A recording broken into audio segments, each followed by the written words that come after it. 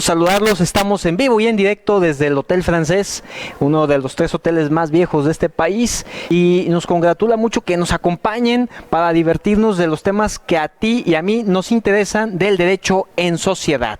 Ahora vamos a hablar de uno de los temas que muchas veces tenemos dudas, tenemos intriga. ¿Qué va a pasar en este año 2020 con todos los cambios que están existiendo en materia fiscal? Y para ello contamos con un invitado de lujo, 2 invitados, uno de ellos se va a integrar posteriormente, pero en ese momento contamos con el maestro Alfonso Fabián Barajas, socio de Fabián, abogados fiscalistas SC. Qué gusto que nos acompañes, muchas gracias, estimado amigo. Muchas gracias, amigo. Y hablar de un tema que lo estábamos platicando hace un par de días y dijimos, pues vaya, son reflexiones sobre actos de fiscalización del SAT. El SAT, aquella institución que pues tienes que cumplir o tienes que cumplir.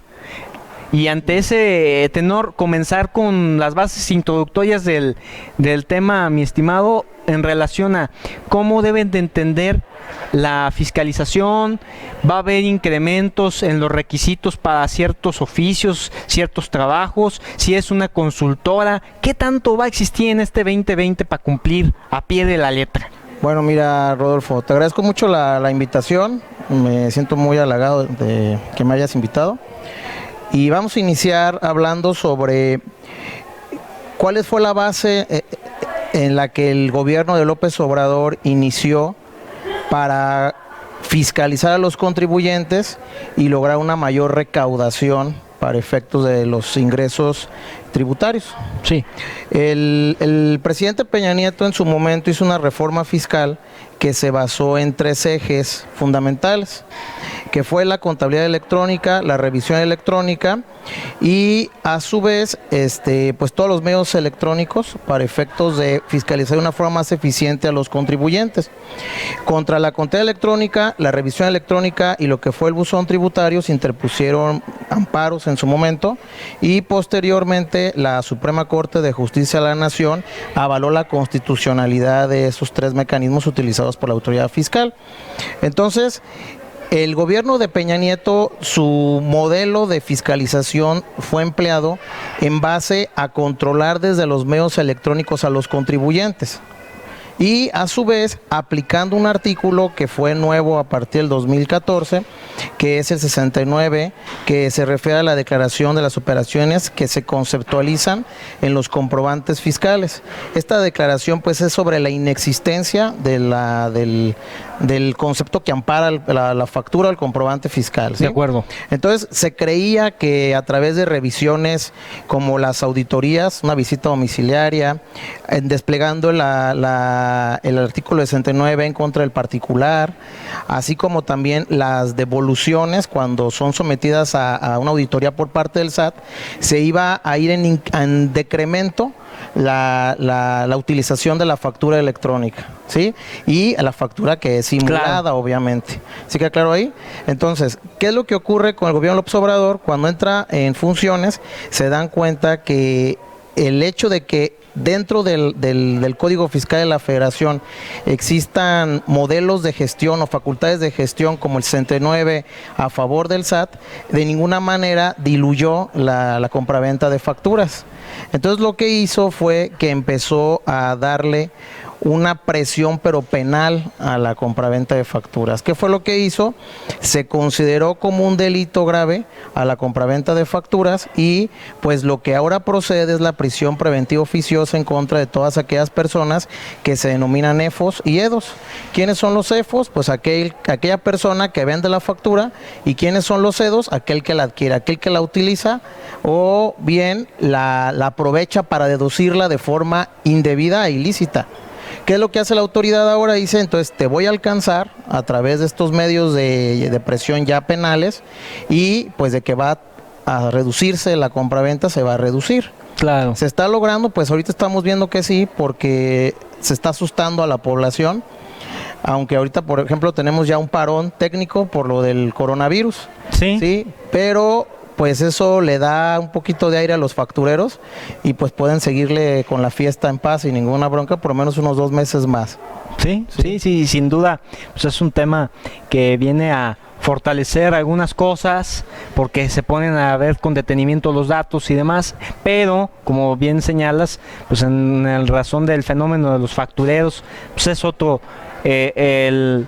el fenómeno que se está jugando a favor de ellos, ¿no? Por estas circunstancias. Y cuando hablamos, por ejemplo, hay temas que aquí hemos abordado en relación a la tecnología, valdría la pena, mi estimado, poner en tela de análisis lo que está viendo en relación a las apps, a Uber, a Didi, a todas estas aplicaciones que pues demandan servicios de movilidad, de comida, etcétera, en donde ya les están cobrando a las plataformas el impuesto, pero a final de cuentas en el censo ciudadano se dice que el perjudicado no es la empresa en sí, sino el que trabaja para la empresa. Así es, o sea, mira, la parte de la retención del IVA para efecto de las personas que prestan el servicio de cuestiones tecnológicas, podríamos pensar que eso todavía se está aplazando por un tiempo más, claro. ¿Sí? Donde creo yo que se debe de tener la concentración del contribuyente, no es tanto en las plataformas tecnológicas, sino que es donde el SAT de forma inmediata te puede ocasionar un daño en tu esfera jurídica. Y llámese esa esfera jurídica como tu capital que tienes invertido en una empresa, tu despacho, etcétera, ¿sí? ¿Qué tenemos que cuidar como empresarios? Lo que tenemos que cuidar como empresarios primero es vigilar a nuestros contadores. El empresario está muy acostumbrado a que todo se lo deja al contador y si el contador cumple o incumple, ellos ni se dan cuenta. Pero ahora es necesario que se den cuenta en virtud de que si por ejemplo un contador no le presenta la declaración anual a una compañía dentro del mes siguiente a la fecha en que estaba obligado, ya existe un artículo que es el artículo 17H bis que señala que de forma inmediata se van a cancelar los sellos digitales. ¿Sí? ¿Qué va a ocasionar esto? Pues que no va a poder facturar la empresa. ¿Sí queda claro esa parte? ¿Qué otro supuesto está dentro de este artículo que es de importancia para un empresario? Es que con la falta o la omisión en la presentación de cualquier pago, declaración informativa, aviso, el SAT tiene facultades para cancelar los sellos. Claro. Si por ejemplo yo tuve relaciones de negocios con un EFO y yo estuve obligado de comprobar la materialidad de las operaciones que amparan los comprobantes que me vendió el EFO, el hecho de que yo no haya contestado dentro de los 30 días posteriores a la fecha en la cual yo debía haber aportado pruebas, también se van a cancelar los sellos digitales. Todos los CEFOS, es decir, los facturadores que aparezcan en las listas definitivas del SAT como EFOS definitivos, también se les cancelará los sellos digitales. Entonces, esa es una parte muy importante que se le debe de estar dando atención en las empresas y que la pregunta natural sería, ¿le están dando atención los empresarios? ¿Sí me voy a entender? Por otro lado, tenemos la responsabilidad solidaria. ¿Qué ocurre si, por ejemplo, una compañía deja de pagar retenciones como responsable solidario de alguna contribución? Pues la autoridad de forma inmediata tiene el derecho a trasladar la responsabilidad solo sobre los socios dentro de un adeudo como un crédito fiscal. ¿Sí? De la misma manera, si una compañía compró comprobantes fiscales igual o superior a los 7.824.000 pesos, y son detectados por el SAT, también se traslada la responsabilidad solidaria. Sí, te das cuenta de esta parte. O sea, es increíble y son cosas que muy pocas veces las personas que tienen una empresa, una firma, le ponen atención y pueden pagar graves consecuencias. ¿Cuáles son esas graves consecuencias que a veces no tenemos la conciencia de lo que puede pasar si incumplimos o el hecho de desconocer no nos exime de la responsabilidad tampoco? Pues mira, la consecuencia inmediata será que te van a cancelar los sellos digitales. Híjole. Si por ejemplo se practica una visita domiciliaria para verificar la existencia del domicilio fiscal y la compañía, el resultado de esta es no localizable o que haya desocupado el domicilio o que su domicilio sea simulado, pues también se va a cancelar los sellos digitales. Si un crédito fiscal se adeuda y el contribuyente no ha pagado, por ejemplo, retenciones, compró comprobantes fiscales, está como no localizado, no tiene contabilidad, lo ocultó, la destruyó, pues también se le va a cobrar el crédito fiscal, no solamente a la persona moral, sino a los socios o accionistas y también a los administradores de la sociedad. Entonces, un administrador, por ejemplo, el presidente del Consejo de Administración o el administrador único de una persona moral, cuando sale de una compañía, piensa que no tiene responsabilidad fiscal. Y sí la tiene, sí tiene la responsabilidad fiscal. Es decir, si por ejemplo el SAT ejerce facultades de comprobación sobre esa compañía y lo ejerce sobre un ejercicio durante el cual el administrador único fue parte de la administración de la sociedad y resulta que esa persona moral está insolvente y cae en cualquiera de los supuestos que marca el artículo 26, fracción décima del Código Fiscal de la Federación, entonces la responsabilidad cae sobre el administrador. Vaya. El código dice, para los socios o accionistas, la responsabilidad fiscal es sobre el capital social que hayan tenido suscrito en el momento en el que se adeuda el crédito fiscal. ¿Sí? Es proporcional. Pero para un administrador único, para el presidente del Consejo de Administración, para ellos no existe una limitante. ¿Qué quiere decir? Que es al 100%. Sí. Y eso no lo observan los administradores. Lamentablemente. ¿Te das cuenta de eso? No, es algo Sí. lamentable. Y justamente aquí yo quiero hacer mucho hincapié porque nos están viendo estudiantes, nos están viendo abogados litigantes primerizos, nos están viendo abogados ya consagrados, pero hay muchas veces que existe los mitos de las cosas que supuestamente bajo la realidad pensamos que son adecuadas, que son la ley y realmente no son indispensables o realmente son equivocadas y nos pueden atraer daños. ¿Cuáles serían estos mitos que es preciso que en el ejercicio de la actualización se dan mucho? Mitos sobre... A ver, En materia fiscal, piensan que si no pago esto es deducible y si manejo determinadas transacciones está bien pagar con la tarjeta, está bien... bueno, mira, por ejemplo, en la parte de las tarjetas, se estaba diciendo que si yo usaba mi tarjeta de crédito, podría tener un problema penal con el fisco. Eso se llama discrepancia fiscal. Uh-huh. ¿Qué es la discrepancia fiscal? Es cuando yo gasto más que lo que estoy ingresando a mi bolsa. Claro. ¿Qué es un mito? Lo que te anuncia el SAT. ¿Sí? Porque esa práctica ya se ha estado usando desde hace muchos años, pero lo que yo debo de prevenir es lo siguiente, como por ejemplo un estudiante de licenciatura en Derecho, en Contabilidad, en Administración. Si yo, por ejemplo, gano 10,000 pesos y me lo depositan en mi nómina y esos mismos 10,000 pesos los saco de la tarjeta, de la cuenta bancaria, de débito o de nómina y voy y los pago a la tarjeta de crédito, entonces estoy duplicando el ingreso. ¿Sí me explico? Al duplicar el ingreso, entonces ahí podría haber un supuesto de discrepancia fiscal. Ahí es donde... Sí, porque te va a decir el fisco, oye, ¿cómo me dices tú que ganaste 10,000, que está aquí reflejado en la cuenta bancaria, pero aquí depositaste otros 10,000 pesos? Quiere decir que tu ingreso real son 20,000 pesos, no 10,000. No, lo que pasa es que es el mismo dinero, compruébalo. Exacto. ¿Cómo lo vas a comprobar? No hay manera de comprobarse. O sea, es... ¿Sí? Imposible. Es imposible. O sea, son cosas realmente que no te pones a pensar y es sorprendente, mi estimado, cuando ves esto de parte de un abogado que se supone que tendría que tener esta intuición jurídica, ¿no? Sí.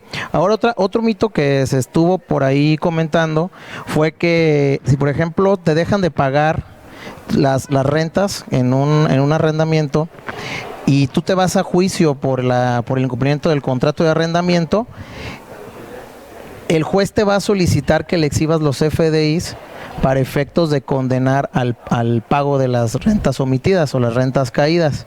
¿Sí? Eso fue el mito. Es decir, ¿cuál es el mito? Si yo no entrego los comprobantes, quiere decir que entonces el arrendatario se me va a eximir del pago, aunque haya una sentencia condenatoria de que sí incumplió el contrato. ¿sí? Claro. Este es un mito, porque lo que dice el impuesto sobre la renta en realidad es que cuando el arrendador no exhiba los FDIs, lo único que va a hacer el juez es darle aviso al SAT para que el SAT salde cuentas con el arrendador. Sí, de que estuvo recibiendo así sería rentas y que no fueron declaradas al SAT. Vaya. Pero eso es para que el SAT se arregle con el arrendador. La sentencia sí debería de dictarse condenando al pago de las rentas no cumplidas por el arrendatario. Esto, ¿Ya le agarraste el modo? No, y o sea, me sorprende, o sea, me sorprende lo que me comentas, porque yo pienso que en el ejercicio profesional cuántos descuidos ha habido de este tipo, ¿no? Y recientes. Así es. Justamente le damos la bienvenida, se incorpora con nosotros en unos momentos más el maestro Sergio Armando Flores Robles. Él es vicepresidente general del Colegio de Contadores Públicos de Guadalajara, Jalisco AC. Y pues qué gusto que ya esté con nosotros aquí en el estudio.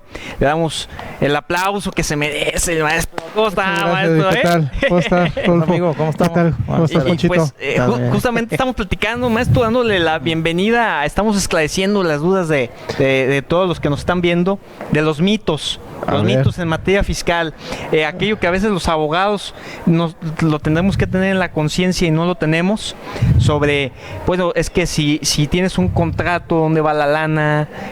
Tú moviste las tarjetas y el SAT te va a decir, pues, ¿dónde está ese dinero, no? Exactamente, y como bien lo comentas, hay muchos mitos. Uno de los que está circulando mucho actualmente es el tema de los 5,000 pesos, ¿no? Que si los 5,000 pesos que estás depositando arriba de 5,000 pesos en tus tarjetas de crédito o de débito, automáticamente ya vas a tener que reportar, ¿no? Esto es totalmente un mito.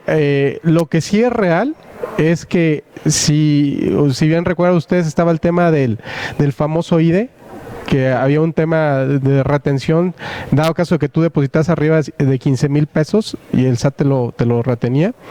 Bueno, ese control que se tenía desde entonces sí siguió, a pesar de que se eliminó el tema del IDE, el impuesto a los depósitos en efectivo, se eliminó el impuesto, pero no el control. Entonces, si ustedes van y depositan arriba de 15,000 pesos en una cuenta bancaria, automáticamente pues el banco va a dar aviso al SAT de que estás depositando en efectivo.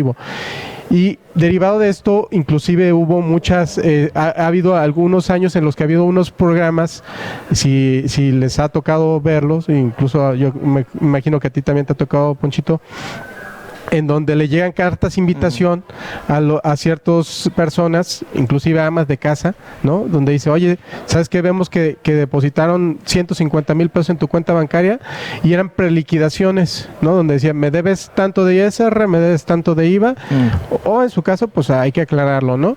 Entonces, esas situaciones sí son reales, sí se han llevado a cabo ese tipo de programas de fiscalización, los cuales pues sí han servido, porque digamos que si hay gente que realmente tiene algo que claro, por ahí por detrás, pues algo escabroso, pues en algunas ocasiones sí se acercan y se autocorrigen, ¿no?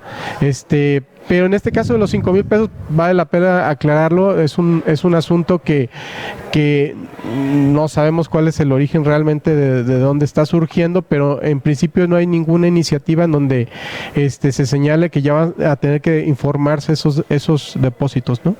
Me decían en la promoción del programa sobre justamente las reflexiones de los actos de fiscalización, me decían, oye, pues hay algunos que apenas están entrando al quite en entender el ABC de las cosas en materia fiscal, y cuando hablamos de actos de fiscalización, para explicarlo con peras y manzanas, cuáles son los actos de fiscalización que hoy en día son indispensables conocer, y más si eres abogado. Sí. Más si también eres contador trabajando con abogado o abogado trabajando con contador. Sí, o sea, bueno, ahora sí que me estás haciendo la pregunta del millón. Mira, realmente los actos de fiscalización, y aquí digo, también teniendo de la mano un abogado, que es Poncho, nos puede ayudar a reflexionar sobre este tema. Mucho sucedió cuando empezaron los temas de la contabilidad electrónica. Muchos se hacían esta pregunta, oye, la fiscalización del SAT, ¿a partir de cuándo comienza? Se supone que en principio debe comenzar con las facultades de comprobación, ¿no? Claro. Pero ya desde la contabilidad electrónica, desde que tú le estás proporcionando información al SAT, información más detallada, pues se argumentó eso de que ya estaba iniciando quizás o ya está preparándose para los actos de fiscalización teniendo información ya del contribuyente. Y hoy en día la fiscalización pues la tienes pues, desde la contabilidad electrónica. Con el tema de los CFDIs te tiene más amarrado que nunca, ya tienen toda tu información, las declaraciones informativas que se presentan, Sí. hablando de las DIPEDs, hablando de las DIOTs, hablando de los dictámenes fiscales, hablando de las declaraciones anuales. O sea, realmente ya el fisco cuenta en su poder con una gran cantidad de información que muchas veces ya ni siquiera es necesario que te toque la puerta para hacer todo un proceso, ¿no? Ya me parece que la fiscalización del SAT en lo que estamos viviendo ya es una fiscalización más puntual sobre lo que te quiere llegar o sobre lo que sus parámetros o directrices internas establece cuáles son los puntos de riesgo que existen y dónde pueden estar surgiendo, ¿no? Sí, claro. Entonces, con toda esta información dice, pues ya, mira, este contribuyente ya le detecté que esta deducción, por ejemplo, ya le brincó muchísimo respecto a todas las demás, entonces ya van y te preguntan sobre esa deducción en particular, ¿no? Digo, por darte un ejemplo, ¿no? Sí, claro. Y hay diversos programas de fiscalización, muchísimos, los podemos ir platicando, Sí, ¿no? claro. Si quieres lo abundo un poquito. Sí. Lo que se refiere, él me dice Ponchito, le digo Checo, que nos Adelante, conocemos aquí desde estamos. que estábamos en claro. un despacho, no sé si se pueden decir nombres de despachos. Sí, claro. En KPMG fuimos muy Claro. amigos ahí. Y lo que él habla es son sobre las etapas preoperativas del SAT. Ujú. ¿Sí? Es decir, cómo se allega de información la autoridad administrativa previo a ejercer facultades en contra del contribuyente. Cuando el SAT decide ejercer facultades en contra del particular, lo puede hacer a través de dos tipos de facultades. Ujú. Unas son las de gestión y otras son las de comprobación. Claro. Las que actualmente se están usando más por el SAT son las de gestión, porque son facultades que son sumarias y que tienen un efecto de recaudación inmediato para la autoridad administrativa. ¿Cuáles son estas? Y que no solamente el contador o el abogado debe darle importancia. Hablamos también del empresario, pues es el que tiene el negocio en sus manos, ¿sí? ¿Cuáles son estas? La verificación de domicilios fiscales, las cartas de invitación a las que se hacía referencia Checo, la cancelación de sellos digitales, el procedimiento de declaración de operaciones inexistentes del 69, la transmisión indebida de pérdidas fiscales del 69 bis. Hablamos también de los esquemas reportables, porque esas son facultades de gestión, porque es de llegarse información de forma inmediata por parte de la autoridad. Ujú. Hablamos también, por ejemplo, de estas entrevistas que se hacen en el SAT, Así es. lo que se llaman de comportamiento fiscal, donde le revisan 5 ejercicios meses anteriores y le dicen, mira, esto es lo que me debes, págame, ¿sí?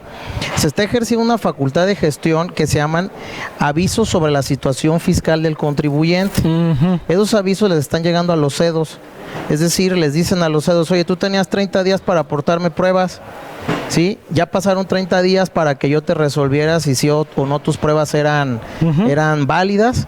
Como no me las aportaste, entonces me debes el impuesto. Qué fuerte. Entonces, ¿qué es lo que te solicito? Que reestructures tu base y me pagues el impuesto, ¿sí?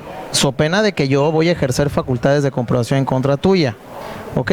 Entonces ahí entramos a las de comprobación. ¿Cuáles son las de comprobación? Pues tenemos, por ejemplo, las más usadas por el SAT, sería la revisión electrónica, la visita domiciliaria, la revisión de gabinete, la revisión secuencial, que es la revisión de dictamen.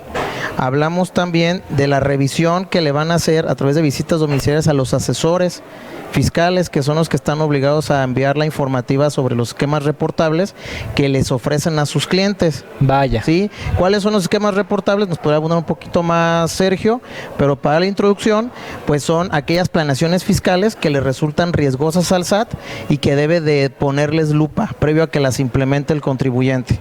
Ok, ¿sí? ok. Puede que nos quede un poquito más de esquemas reportables, Sergio. Sí, Muy importante. bueno, los esquemas, a final de cuentas, bueno, con la iniciativa de reforma venían, si mal no recuerdo, alrededor de unas 30 esquemas reportables y a final de cuentas quedaron 14, ¿no? Ok. Mira, dentro de los esquemas reportables, los que nos manejan son aquellas que son operaciones entre partes relacionadas. Ahí lo que tenemos que cuidar es que las operaciones realmente se pacten como si fueran operaciones llevadas a cabo con un tercero, ¿no? Entonces, si de repente hay brincos significativos o cambios en las ¿cómo se llama? En los esquemas internos en el grupo en que se están manejando, pues son automáticamente son esquemas son esquemas a reportar, ¿no? Otro, por ejemplo, de los más comunes que se llevan a cabo es cuando tienes alguna operación en la cual hay una diferencia de más del 20% entre lo que es lo contable, entre el efecto contable y el efecto fiscal. Ujú. Si hay esa variación, ese también es un esquema a reportar y por darte un ejemplo, puede ser una cuenta incobrable, ¿no? Puede ser una cuenta incobrable, la deduzcas para efectos fiscales y no la deduzcas para efectos contables, ¿no? O sea, o al revés, la deduzcas para efectos contables y fiscalmente no necesariamente la tienes que deducir a menos que tengas o cumplas con ciertos requisitos que te marca ya la ley, ¿no? Entonces, otro de los esquemas que se tienen que reportar, que es muy común, por ejemplo, es los que compran, vamos a llamarlo así, los que compran facturas, que el flujo sale de la compañía Ujú. para pagarle a un tercero y que en cierto momento le llega a retornar ese flujo de dinero mediante una cadena de pagos Claro. al mismo accionista o a la empresa que dio el pago en primer lugar, ¿no? Digo, hay más, ¿no? Quizás estos son de los que pudieran ser los más comunes. No sé si Bueno, aquí el procedimiento es que, o sea, en base a lo que nos está diciendo Sergio, sobre cuáles son los esquemas que deberán de informar los asesores, en principio, en quien cae la responsabilidad para informar al SAT, va a caer en el asesor. Claro. Entonces, el asesor va a recibir un código por parte del SAT y a su vez se lo deberá de proporcionar a la empresa a la que le está ofreciendo el esquema reportable, ¿sí?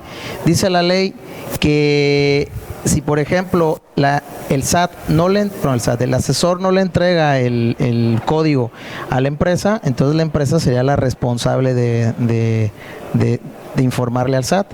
O bien, hay otro supuesto que dice, si la empresa implementa por sus propias herramientas una planeación fiscal que se considere como un esquema reportable, entonces, pues la empresa estará obligada a informar. Claro. Ahora, por ahí las multas andan entre 50,000 pesos y 20 millones de pesos para los asesores que sean incumplidos. No vaya, es un gran margen, ¿eh? Como abogados, pues nosotros nos mojamos las barbas porque sabemos que van a venir muchas multas en contra de los contadores, así como Sergio, ¿sí? Pero aquí lo que tenemos que entender es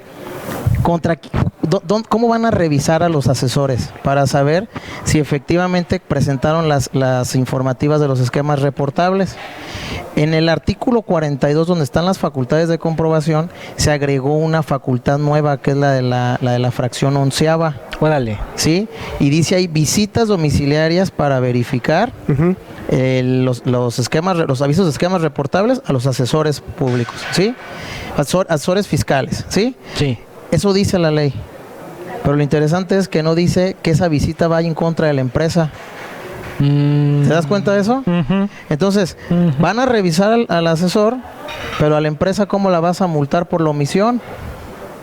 Por ahí dice también en la ley que quedará sin efectos el esquema.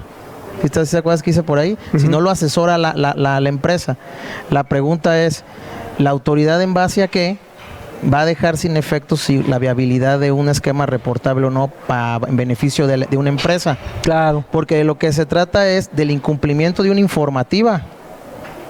no que el esquema sea impropio para la empresa. Sí, te das Totalmente. ahí. Entonces, ¿qué ocurre aquí? La facultad única que tendría el SAT contra la empresa es presionarlo en base al artículo 41 del Código Fiscal de la Federación, que es a través de requerimientos y multas. Y para que la presente. Al presentarla se subsana y el esquema reportable tendría que tener efectos fiscales en beneficio de la empresa. No sé si eso da como luz para la defensa fiscal. Esa es la estrategia de defensa a mi forma de verlo. Ok. ¿Sí? Y digo, también, independientemente de eso, vale la pena platicar de las multas a las que se tiene, o las multas que tiene contemplada dentro del código para este tipo de esquemas, ¿no? Que no son nada pequeñas. No, exactamente. O sea, digamos, para el asesor la multa puede ir desde 50,000 pesos hasta 20 millones de pesos. Entonces, dependiendo, que aquí también va mucho de la mano ver el tema, ahora sí que legal, de en base a qué el SAT va a imponer la multa de los 20 millones de pesos, ¿no? Yo digo, yo lo que he platicado con otros abogados es que está muy complicado el que impongan una multa en ese sentido, ¿no? Sí, claro. Tendría que haber muchísimas soporte o justificaciones por parte de las autoridades para imponer una multa así o justificarla. Sí, no sé. Sí. Mira, tienes razón ahí, porque no pienso o no creo que el SAT imponga una multa de 20 millones a un asesor, porque dice la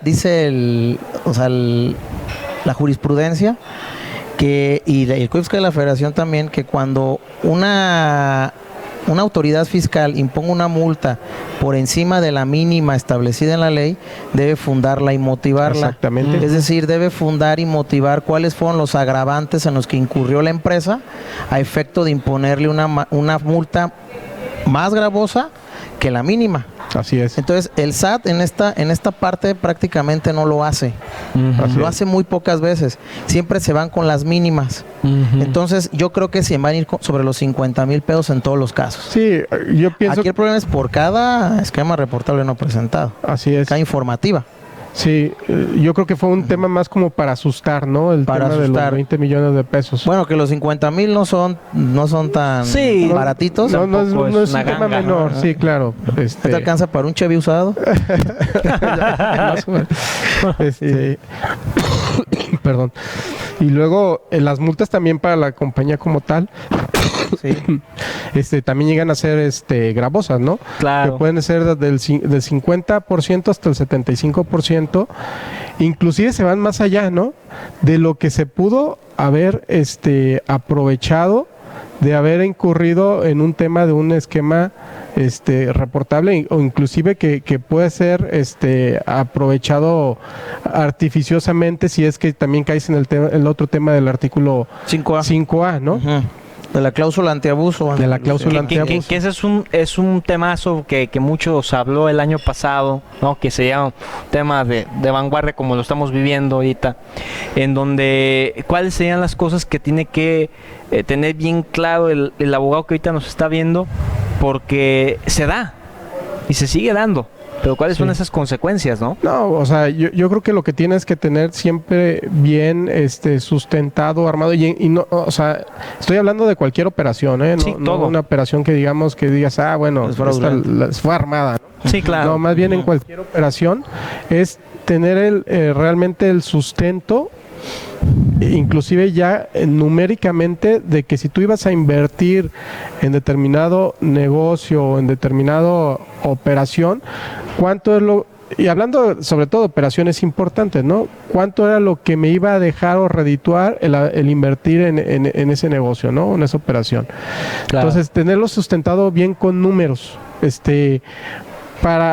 porque efectivamente no todas las operaciones en las que uno incurre pues resultan que son exitosas, pues muchas veces pues pierden, ¿no? O sea, si el mundo fuera así de que todo lo que le inviertes ganas, pues estaría el mundo feliz, ¿no? El mundo feliz, pero si tú tienes sustentado con números, con proyecciones, de que ese negocio, esa operación te iba a redituar tanto, y que a final de cuentas no se dio. Bueno, ya si llega el fisco y te revisa, de menos tiene los elementos para demostrarle o justificarle que realmente sí era un negocio que te iba a dejar, ¿no? Claro, que iba a ser redituable, pero a final de cuentas, y tocamos este punto porque es tan importante como para aquel que es el propietario de la empresa, el ente, la persona moral, como el contribuyente, que es cualquier ciudadano a pie como nosotros.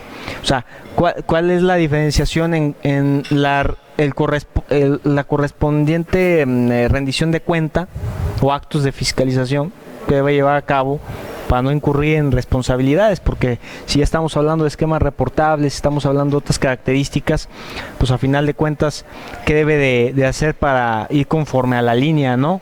Y que el SAT al final de cuentas no le diga, pues incurriste en estas penas, ¿no? Mira, yo creo que ahí lo que está hablando Sergio es que si yo, por ejemplo, implemento una estrategia, sí, donde me voy a ahorrar una contribución, o la voy a diferir, debo justificar a través de documentos viables o de pruebas idóneas. ¿Cómo cuáles? ¿Cuál fue la razón de negocios por la que yo adquirí o implementé una estrategia fiscal en mi empresa? Claro. Y que esa razón de negocios me dio beneficios mayores en cuanto a lo que se llama económicos que a los fiscales. Es decir, que no me quise posicionar en un supuesto de la norma y eludirla para efectos de ahorrarme un impuesto, ¿sí? A sabiendas de que mi pago tendría que ser mayor. ¿Sí? Entonces lo que dice el 5A es, cuando esto lo observe el fisco a través de una auditoría, porque serían a través de facultades de comprobación, por ejemplo una visita domiciliaria, lo que va a hacer el SAT, va a tomar el caso y se lo va a llevar a un comité que va a estar integrado tanto por la Secretaría de Hacienda y Crédito Público, miembros, como miembros del SAT. Que es un comité imparcial. Es un comité parcial, más bien, sería parcial, porque imparcial sería que estuviera gente de la Prodecon. Sí, claro. ¿Sí? Gente de la Prodecon y técnicos que tengan conocimiento sobre lo que se está haciendo en el negocio. Porque los funcionarios del SAT o los funcionarios de Hacienda no saben, por ejemplo, sobre una inversión que se está llevando a cabo, una estrategia que se está llevando a cabo para efectos de energía, por ejemplo, ¿sí? Petroleros. Entonces, ¿qué es lo que va a pasar aquí? Se lo llevan al comité, se estudia y te lo van a dar a conocer el resultado a través de la última acta parcial, que es una acta que se levanta a través de las visitas domiciliarias y es donde le dan el derecho de audiencia al contribuyente para que aporte pruebas desvirtuando lo que la autoridad imputa. Claro. ¿Sí? Lo que la autoridad le imputa. Entonces ahí es donde el contribuyente tendrá que aportarle las pruebas para justificar la razón de negocios por la cual adquirió un activo, hizo una inversión, etcétera. ¿Sí? Y donde explique el por qué utilizó esos mecanismos de la ley, esos artículos, porque los fue uniendo para llegar a tener un resultado en cuanto a un ahorro de impuestos. ¿Sí? Tal vez ese era el camino idóneo. ¿Ya me entiendes? Sí. ¿Dónde empieza la defensa del contribuyente? En esa última acta parcial. Vaya. Ahí es donde se deben de aportar las pruebas y a su vez, en caso de que no resulten valoradas de forma idónea por el SAT, lo tendrás que hacer a través del medio de defensa, que sería el recurso de revocación. Las pruebas ahí deben de estar involucradas todas. No así en el juicio de nulidad, porque tenemos una jurisprudencia que nos dice lo que no ofrece acá en el procedimiento de fiscalización o en el medio de defensa en materia administrativa, ya no me lo vengas a entregar acá en el tribunal. ¿Sí? Sí, por supuesto. Otra cosa muy importante que no debemos de dejar pasar, me gustaría tener escuchar la opinión de Sergio en su momento, es los documentos cómo se deben de hacer. Eso es muy importante. Porque tenemos una jurisprudencia de diciembre del 2019 que nos dice que los documentos deben de tener todos, en materia para efectos fiscales, fecha cierta. ¿Qué es la fecha cierta? Pues que esté protocolizado ante un notario o certificado también ante un corredor público o esté registrado en el registro público de comercio. Claro. Que tenga efectos frente a terceros. ¿Sí? No sé si quieras abundar un poquito sobre la fecha cierta. Sí, no, claro, y efectivamente es un tema en el cual el SAT ha ido identificando que muchas veces pues los contribuyentes tratan de documentar cosas a toro pasado, ¿no? Sí. Entonces, pero yo creo, evidentemente normalmente un acuerdo de voluntades pues queda plasmado pues, mediante un documento físico que es el contrato, ¿no? Sí, claro.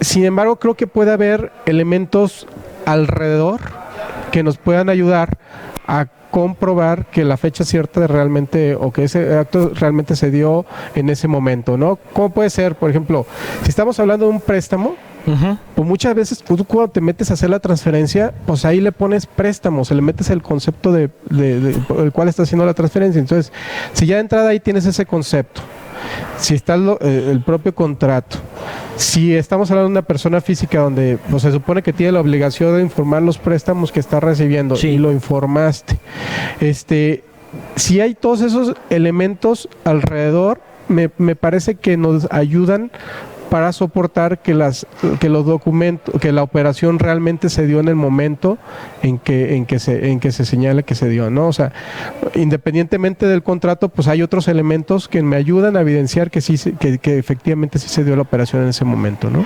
Que lo que se refiere, Sergio, se llaman pruebas indiciarias. Así es. ¿Sí? Porque el contrato es un indicio también. Sí. De que algo aparentemente sucedió. Una factura que tiene un concepto, ese concepto es una operación que aparentemente sucedió. El reconocimiento contable, el asiento contable de la operación, es un indicio que ocurrió. Entonces tenemos que tener otras pruebas que estén alrededor de estas tres pruebas que fundan una operación, que sean indiciarias, ¿sí?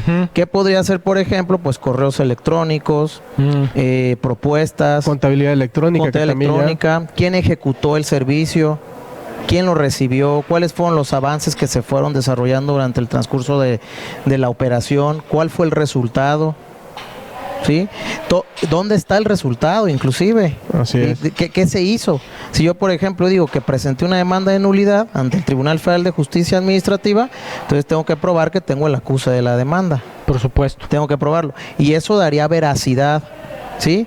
¿Dónde está la fecha cierta? Fíjate bien. La jurisprudencia dice que son las que tú le debes de aportar al SAT durante el ejercicio de las facultades de comprobación. Luego entonces, todas las pruebas que no contengan fecha cierta y que presentes durante las facultades de comprobación, la autoridad no le va a dar valor probatorio. Pero una cosa es la autoridad administrativa y otra es el Tribunal Federal de Justicia Administrativa. Acá ellos sí tienen discrecionalidad para poder verificar todas las pruebas que están alrededor del acto jurídico que tú consideras o quieres probar. ¿Sí? Es que el litigio va a estar arriba, no abajo ante el SAT. Aunque pensaríamos lo contrario, pero siempre va a estar arriba. Siempre va a estar arriba, ¿sí? Los juicios actuales sin pruebas se pierden todos. Sí, definitivamente sí, es lo que motiva y funda, ¿no? Mueve. Ya la defensa fiscal, en base a impugnar la incompetencia de la autoridad que emitió un acto, la indebida de identificación de un visitador, de que no tenía vigencia su credencial de lector, que no se citó un artículo, ese tipo ya de conceptos de impugnación van a la baja. Lo que quiere el tribunal es: pruébame el fondo del asunto. Claro. ¿Sí? Pruébame la operación. Si existe, es deducible y por lo tanto el crédito fiscal se declara nulo. Y que me gustaría mucho, ahorita que estamos, es que siempre el tiempo nos juega en contra, pues son temas que dan para varios episodios, ¿no? Sí. Una claro. temporada. Sí, una temporada fiscal, justamente de fiscal, horas. Que lo vamos a promover aquí desde Coffee Law. Pero el hecho es de tanto para la empresa, tanto para el trabajador, para el ciudadano, pues tiene que ser visto este compromiso como algo, no si quiero o lo deseo o es que yo no sabía, sino como parte de una obligación. En este 2020 las cosas van a ser o ya son amigables para todos estos sectores que menciono, o no lo son para algunos, porque muchos ha criticado de que pues no es tan digerible la información para alguien que realmente vivía bajo otros contextos, o no sabía que ahora ya eso se tenía que rendir y antes ya no. Sí. Entonces serían estos desafíos que con eso nos quedamos en tela de análisis de lo que ustedes perciben para este año y lo que le sigue, ¿no? Sí, bueno, yo pienso que ya con todos los medios de comunicación y con todo, ahora sí que el flujo de información que se da, el tema del desconocimiento me parece que ya no es un asunto que pueda ser una justificación. De acuerdo. Para no estar enterado de todos los cambios fiscales que hay para todos los sectores, ¿no? Uh-huh. Yo creo que lo conveniente es acercarse, en dado caso que tengan dudas, con su contador o con los colegios de profesionistas que existan para que puedan, o con la propia autoridad, ¿no? Que también tiene ahí sus medios de atención, su servicio de asesoría al contribuyente, para que puedan aclarar cualquier duda que tengan en ese sentido, ¿no? Porque ahora sí que la ignorancia no justifica y no te sirve de nada ante una posible omisión de una contribución, ¿no? Yo creo que lo que también, abundando un poquito lo que dice Sergio, las empresas deben de detenerse y dejar de comprar facturas falsas, porque realmente el gobierno sí se empieza a observar que está implementando algunos operativos, está actuando, o campañas en contra de las personas, tanto quienes adquieren como las que las están vendiendo. Entonces yo creo que deben de mudarse a otras estrategias que sean más sanas y donde no se esté evadiendo la contribución, sino que a través de planeaciones fiscales bien hechas se logra algún ahorro del impuesto, pero bien justificado, como lo que veníamos hablando, ¿sí? Y todas aquellas empresas que actualmente ya están en el problema, uh-huh, que ya les llegaron oficios, pues lo mejor ahí es, o una de dos, autocorregirse, o sea, aceptar que efectivamente compraron una factura que no es culpa realmente del facturador, porque cada quien sabe lo que anda comprando. Sí, claro. Si ya te financiaron por un tiempo, entonces ahora es el tiempo de pagar, regresa el dinero a quien le pertenece, ¿sí? Y por otro lado, si tu operación en base que la que está en el comprobante fiscal sí es real, entonces armar un buen expediente, uh-huh, de lo que denominamos el compliance fiscal y aportarlo en las facultades que ejerce el SAT, ¿sale? ¿Qué es las reales. Eso. No andar fabricando documentación comprobatoria para, ajá, darle vida a una operación que nace de una compra de una factura. Así de sencillo. Y que a final de cuentas y aceptar. Esto sirva como, uh-huh, exhorto, o sea, exhorto de que a veces por querer velar con el hecho de yo no sabía y demás, pues eso va como lo platicamos todo el programa. Bueno, hay gente que dice no saber y al final de cuentas sabe, ¿no? Claro. Pero a ver, también el punto sería, y ya como los últimos puntos de este programa sería, a ver, y lo fintech y el blockchain, ¿dónde queda en todo esto? El SAT, ¿qué está implementando ante los Bitcoin? O sea, pues mira, digo, eso es un tema que me parece que está más regulado que todo lo que estamos platicando, ¿no? Pues realmente, o sea, tienen unas regulaciones muy particulares, muy especializadas, que ese tipo de empresas, las fintech, tienen que cumplir muchísimas cosas. Entonces, yo no las vería que estuvieran metidas tanto en este asunto, ¿no? Inclusive van más para allá, para el tema del lavado de dinero, que también tienen que cumplir con ver la ley Orpi y todo, ¿no? Sí, exactamente. Entonces también hay que cuidarse de la UIF. La unidad de inteligencia financiera. Santiago Nieto. O sea, la UIF, acuérdate que es la entidad que sus funciones es atorar o detener el lavado de dinero, ajá, o el financiamiento al terrorismo, ¿sí? Uh-huh, uh-huh. Entonces, pues cualquier depósito que le resulte anormal va a bloquear cuentas bancarias, como lo ha venido haciendo. Entonces, Santiago Nieto está más activo que Raquel Buenrostro del SAT. Vaya. Anda más dormida ella. Qué interesante, ¿no? Pues sí, está dormida. Son datos que en ocasiones uno no se pone ni a platicar ni a conversar, y creo que Y otra cosa es lo quiero más abundar, importante dejarlo ¿podría? ahí. Sí, claro, Ok. claro que sí. Otra cosa que tienen que cuidar los empresarios es que Sí. si compraron facturas, también ya el código dispone que por cada factura que sea simulada, se va a imponer una multa del 55% del valor de la factura. Y eso sí es un efecto inmediato. Y la cancelación, como Y ya la decía, cancelación de decía sellos digitales, nada más que aquí sí hay un regalito que nos dio el legislador, y es que si te cancelan tú puedes presentar una aclaración Ujú. y se te reactiva de forma pues un ratito, ¿cómo se llama? casi automática, ¿no? Automática, y es relativa, o sea, si Sí. la Vaya. aclaración no es fundada, te la va a cancelar en definitiva. Vaya. Sí. ¿Sale? Pero para que no se asusten tanto. No, y bueno, yo creo que de todas maneras da sustos, y yo creo que eso sería con lo que cerramos, que las consultorías tienen que rendir su informe, porque si no también multa. ¿Qué pasó ahí con ese tema? O sea, ¿cómo es lo adecuado? Porque hay muchos, yo creo que les cae de golpe. Oye, yo doy consultoría, yo no sabía que tenía esta responsabilidad. Habla de las operaciones vulnerables, ¿no? Exactamente. De las operaciones De vulnerables. los oficios que le llegaban a los contadores públicos. Ah, ya, no, pero eso me parece que se aclaró, ¿no? O sea, el tema de los contadores, digamos que no es un tema que nos aplique. Ujú. Es que la redacción no es muy afortunada en el tema de las operaciones vulnerables, donde tienes que reportar o eres sujeto de informar, es cuando haces operaciones en nombre y representación de una empresa, tú como contador.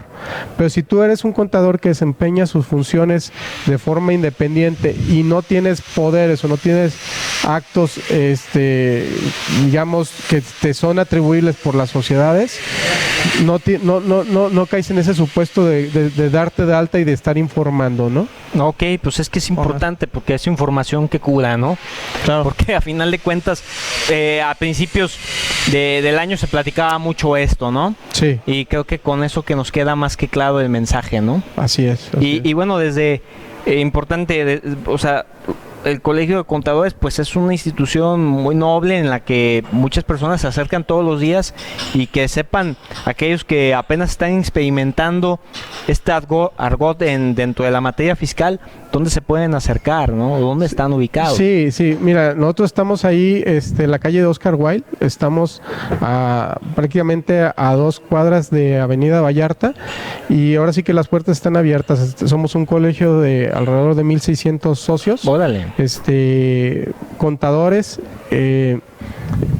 sin embargo participan muchos colegas de carreras afines como lo es Poncho, muchos abogados, muchos ingenieros, aunque pareciera que no tiene nada que ver, pues sí hay muchos ingenieros participando, economistas, financieros.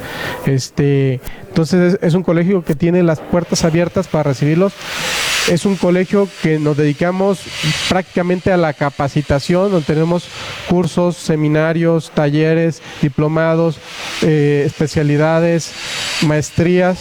Entonces, la verdad que tenemos una gran gama de productos, para quienes realmente se interesen en un tema de capacitación. ¿No? Importantísimo hacer el exhorto a que se acerquen, y agradecido siempre con el espacio y la experiencia que nos das a través de este ameno diálogo, estimado maestro y amigo. No, pues un placer Y la invitación reiterada, ¿verdad? Muy bien, pues muchas gracias por la invitación. no, hombre.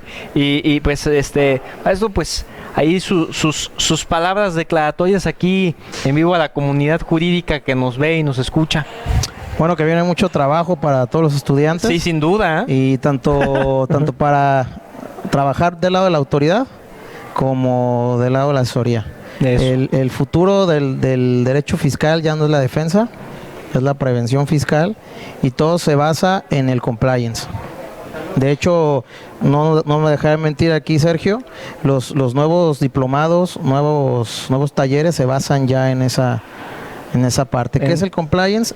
El cumplimiento normativo que debe tener una empresa con todas las autoridades con las que se relaciona. Y eso es lo que tienen que poner énfasis. ¿Dónde los buscan? ¿Tienen redes sociales? Así, somos el despacho, somos Fabián y Fabián Abogados.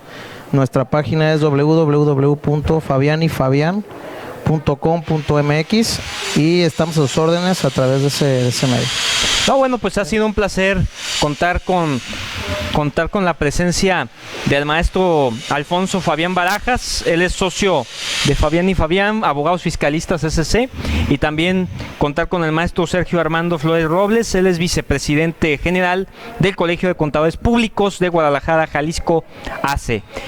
Pues muchas gracias, estimado maestro. No, muchas gracias a ti, Rodolfo. Muchísimas gracias. Y pues bueno, la invitación reiterada a seguirnos apasionando por estos temas del derecho que inciden en la sociedad y que a los que nos ven y a nosotros nos encantan, nos fascinan, y qué bueno crear esta conciencia y esta reflexión con todos y todas. Así que nos vemos próximamente aquí en su espacio Coffee Low. Pásenla bonito. Les mando un gran saludo, Rodolfo Guerrero Martínez. Hasta pronto.